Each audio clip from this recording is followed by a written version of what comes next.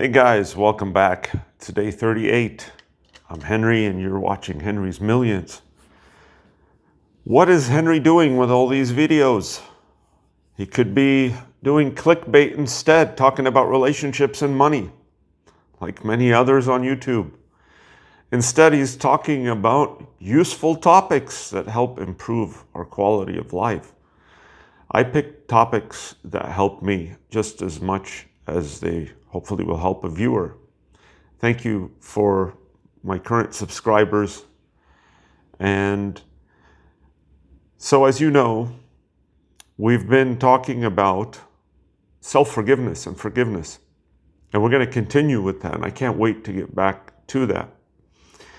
But there was a study that I wanted to just briefly bring to your attention. It's an old one, but it's about willpower. And since we did a lot of work on willpower, and it is one of the most important things affecting your life, the quality of your life, the successes you'll have in your life, and also the people that are near and dear to you. Willpower is one of the most crucial things we could be talking about. So I thought it's prudent to interject this topic today in this video before we continue with self-forgiveness. We have so much to forgive ourselves for. All right, so let's just jump right into it. There was an old study, I think it's from 2014, and it is called The Power of Willpower: Strategies to Unleash Willpower Resources. They conducted a few studies and experiments. One of them was on 1,900 participants, many of them students, professional athletes, business persons. And so they found, I'm going to be discussing things that I found useful to share with you, not necessarily the details of this study. But the study that found, obviously, top professional athletes scored 5% better than the mean, than the average. Students scored 5% lower. And whatever your guess is, it's probably going to be accurate. So I don't need to go into the detail of that. If you like to read it, you can find it online. But I would like to talk about some things that I thought are very, very important that they mentioned in this study. Before I do that, I'm going to do that in a few minutes. I think we really need to go over some key concepts again, because if you watch those willpower videos, they were a while back, and it's very important for us. So key concepts, quickly. Volition, what a wonderful word. It's the ability to maintain focus and effort toward goals despite distractions. That's the current definition of volition. The original definition of volition was different. Volition was, as I said before, and as William James said around 1910 or earlier, 1895, volition is attention plus effort. It's the instance, a single instance of willpower, of the will, the volition. So they've turned it into an ability to maintain focus and effort despite distractions. That was the original definition of willpower itself. Willpower, the strength and ability to carry out a task. So that's the current definition that these researchers, scholars are using in this study, and there was a few of them. William James, as you may recall, defined will or willpower, I'll interject that word, it's the capacity to sustain attention and action toward a chosen goal despite difficulties. It's the capacity, it is the capability, the will. And when you exercise that will, it's volition. When you make a decision, we said the fiat. That's 120 years back. So today they, kind of silly putty or Play-Doh'd the definitions of these words, and probably for good reason. Self-discipline, you all know self-discipline. Using willpower routinely becomes a trait. Self-discipline. Self-control is using willpower to override thoughts, emotions, urges, or impulses. When you go get that candy bar or that tub of ice cream, no, I shouldn't do that. Willpower, that's self-control. Today, willpower, if you look at the study and the current literature, it includes a number of different subcomponents, which are attention, motivation, emotion, activation, cognition, and behavior. Why do I need to know that, Henry? I don't know. Maybe you're one of the curious, inquisitive types. But it's good that we specified these components that they're using today, because one of them, in my opinion, and in William James and many other scholars' opinion, is much more important than all the rest. There was also Alexander Bain, if you remember, I did a video on that, and that was in the early 1900s. Emotion is the most important component here. I will argue that is so. For good reason. When you attach emotion, as you'll see some of these, you may read that some of these participants, these high-performing athletes, very successful individuals, they reported the emotional connection in so many different words, which is being a reason component for their success. Emotion is so crucial. It's the difference between sticking through with something, committing, persevering, following through, succeeding. You have to link emotion to what you want to achieve and accomplish. If you're not doing that, you're not utilizing the most that you have, your capabilities. All right, so the next concept is the energy cost of willpower. Exercising willpower is mentally expensive, and it requires significant brain energy. Let me show you how. If you are really craving some ice cream in your freezer, it's just a craving, like you love ice cream, you have to really do some work on yourself not to go for that ice cream. Put anything else in its place. If, what is it? It's a cake, it's going and doing some extra work, whatever it is, going to the gym if you love that, whatever it is that you absolutely feel like you must do, try to stop yourself from doing that. That's the energy that is required. You feel that it's a cognitive, it's a mental energy, and it causes fatigue, it drains you. It's like you're fighting with yourself. And it could be something with you and someone else. You feel obligated to do something for someone you love, but then logic or reason is pushing you in the opposite direction. There's an internal conflict, and it's very strenuous. So exercising willpower is mentally expensive, and using willpower reduces your capacity to regulate thoughts, feelings, and actions. So there is a capacity. There's a limit, it's a limited resource. And using it in one area reduces your ability to use it in others. Another important concept is that willpower is trainable. So yes, the authors of the study mentioned that numerous times, but so did William James over 125 years ago. Willpower is trainable. Now he thought it was, and today they are proving that it is. So it can be strengthened. And one of the study's authors suggested to strengthen your willpower that you control any single thing on a daily a daily schedule. Control any single thing, like your posture, your finances, doing something that isn't so easy to do, that that requires some coaxing, some effort. Do it on a daily basis, you strengthen your willpower.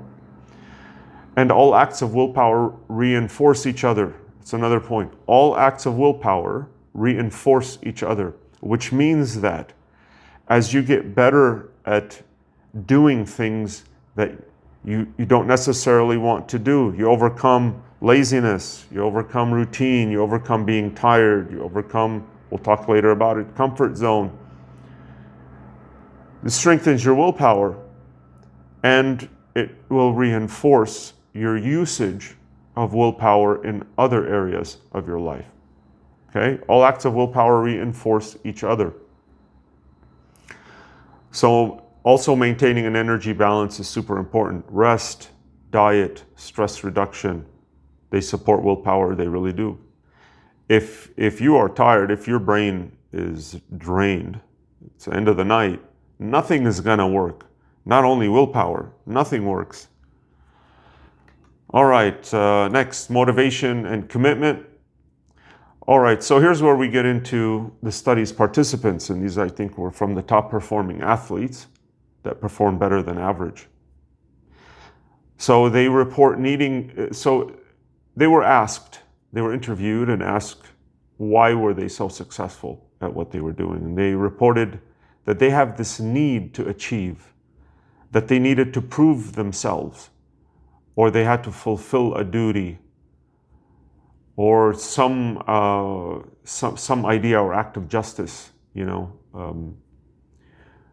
So that is deeply emotional, right? Needing to achieve, to prove yourself to others or to your own self, to fulfill some duty or obligation.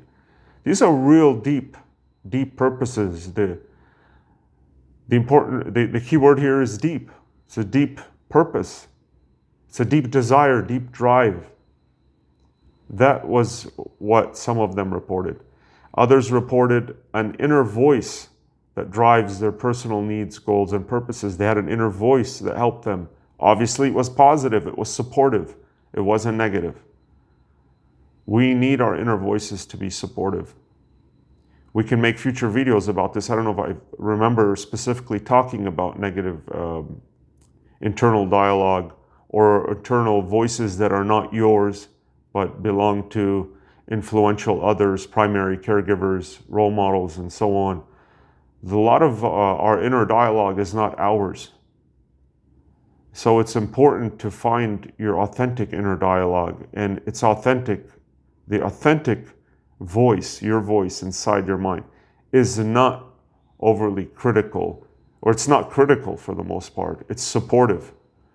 And so if you find yourself being critical, that I will bet that's not your own voice.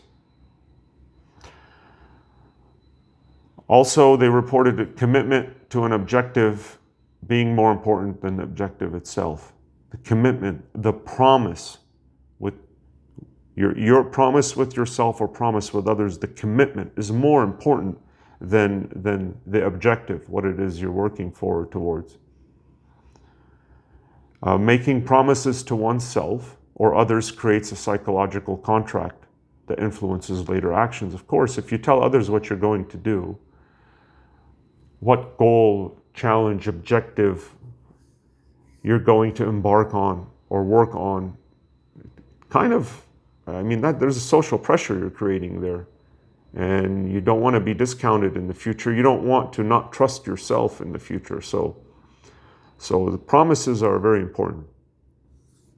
The participants also had their own tactics for boosting willpower that the study's authors found out through interviews, investigation. They used positive affirmations. And again, I'm picking things that I thought are important to bring to your attention here. These are not necessarily findings of these studies. It's just things that I picked up through reviewing and researching the material I thought was important for you.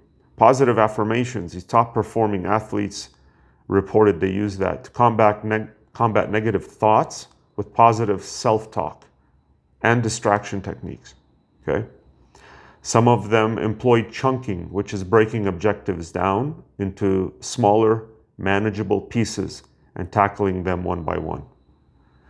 Henry, what are we doing with this material? When am I going to use this? So if you want to start a business, if you want to get that job that you you have desire or dream of having. If you want to have the money, if you have some financial goals, this is when you utilize these things. Positive affirmations, they are crucial. I've said this before. Affirmations, they work. This is not magical thinking. These things work. So you should have positive affirmations.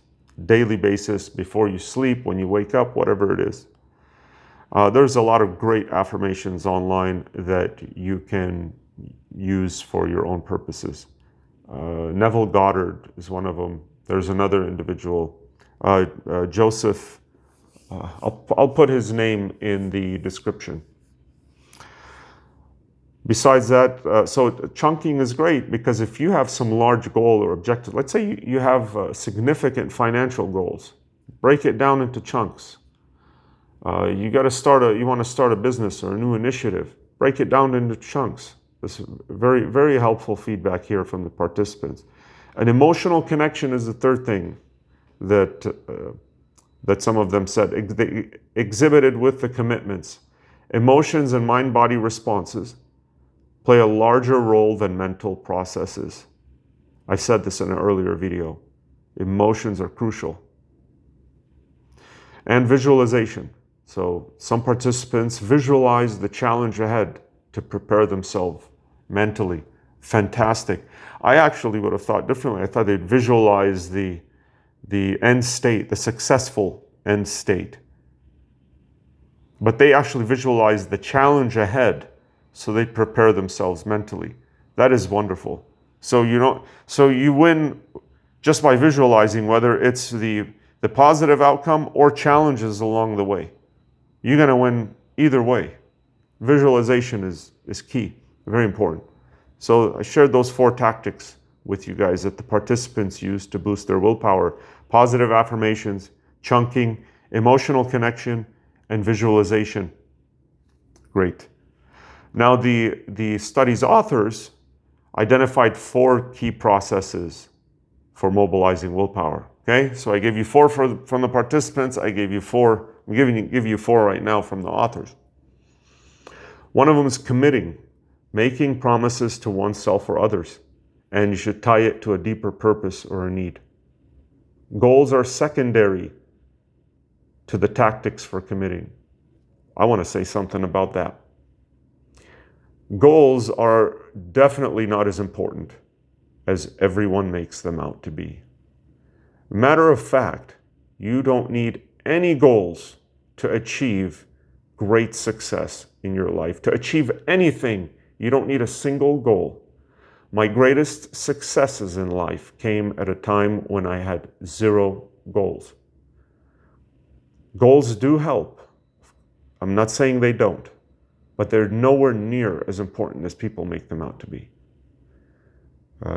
Deep drives, desires, needs, purpose, attaching the things you're doing to something more meaningful, and so many other things are way more important than goals. It's so easy to be misled just looking at social media today. It's ridiculous. I don't want to say anything to get myself in trouble. All right, you understand. So committing. The second key process the authors identified was deciding, creating emotional connections to commitments. We just said that. We touched on that. Visualizing challenges and acting quickly to build momentum. They call that deciding. I find that, I don't know. It's kind of a vague, it's a loose connection there, but they lumped it under deciding. Emotional connection to commitments, to making promises, visualizing challenges. The third one is actions influencing. So accepting negative feelings, breaking objectives into small steps, focusing on controllable factors, and using positive affirmations or distractions. So accepting negative feelings, breaking objectives into small steps. Great. And finally, rewarding and learning. So they gave a lot of treatment about that. Celebrating small victories, promising yourself rewards. Remember that dopaminergic system, whatever it is, reward system in our brain and body. Celebrate your small victories, promise yourself rewards, and also building an emotional library by reflecting on your past feelings and in the challenges that you had. So this uncomfortable, negative feelings, whatever, you build that library. When you get to them, you'll be better able to deal with them and overcome them and move beyond them. So you don't have to use too much willpower to deal with them. This is, if you take nothing else from this video, for whoever's left right now, pay attention to this. I think the single most important thing they mentioned in this entire paper of 20 to 25 pages is expanding your comfort zone. They aren't the only ones to talk about this. Many others have talked about this. It is crucial. Expanding your comfort zone. Regularly stepping outside of your comfort zone is a powerful way to develop willpower. It's very interesting how they made the link to willpower. It's got many other benefits, stepping out of your comfort zone. So what that means, the more technical jargon, is operating beyond the anxiety neutral conditions. Your conditions, the anxiety neutral conditions, you operate beyond them because that is your comfort zone. Experimenting with new behaviors and expanding your effective boundaries. It's so important. If you can remember a time where you were outside of your comfort zone, you were so on point, you were so alert, you were firing on all cylinders. And I bet, you probably didn't pay attention to it, you were using more of your willpower than usual, or could have. The capacity, the energy, the ability for its use was higher than usual. Getting out of your comfort zone, I think, is definitely one of the 10 life lessons of all time, I think, in my opinion. So it's very important. Move somewhere else. Visit somewhere else. Talk to new people. Try something new. I think the way to test that is your level of comfort. So if you're comfortable, you're not out of your comfort zone. You have to be uncomfortable, then you know you're outside of your comfort zone, and that's where magical things can happen. We don't talk too much about magic here, but all right. They talk a little bit about the physical foundations, right? Diet, rest, physical exercise, essential for maintaining and strengthening willpower. It truly is. I mean, it's for strengthening and maintaining anything. Every part of your brain and body and everything you do in life, it depends on your health and well-being. I don't know how successful you can be in life if that's not in at least some basic minimal state of repair. Diet, rest, physical exercise. The more you exercise, the better off you'll be. So the conclusion, I found, it's in the study, there was a quote. I thought it was a fantastic quote that drives home this whole idea of emotionality being behind willpower.